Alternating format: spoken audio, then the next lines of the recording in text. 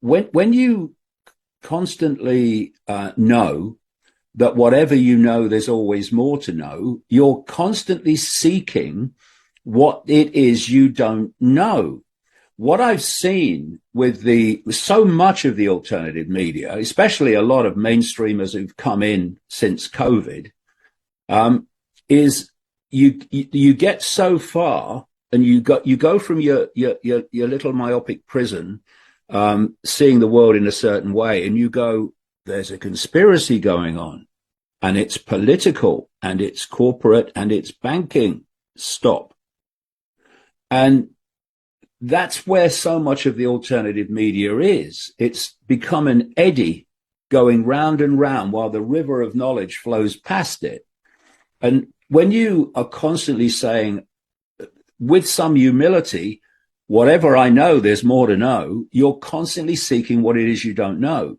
And the synchronicity of my life also has driven me deeper and deeper in the rabbit hole.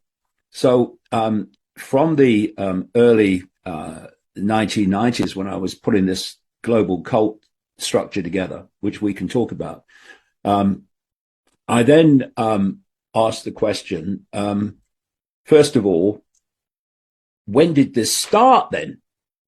Because it was obvious from the structure I'd put together that it wasn't 5 years ago or even 50 years ago. This goes back, way back.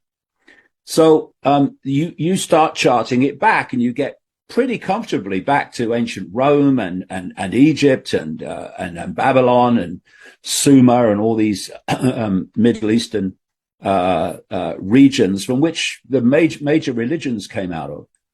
And you then realize that people have been born, they've played a part in advancing this agenda, which is for the constant centralization of power.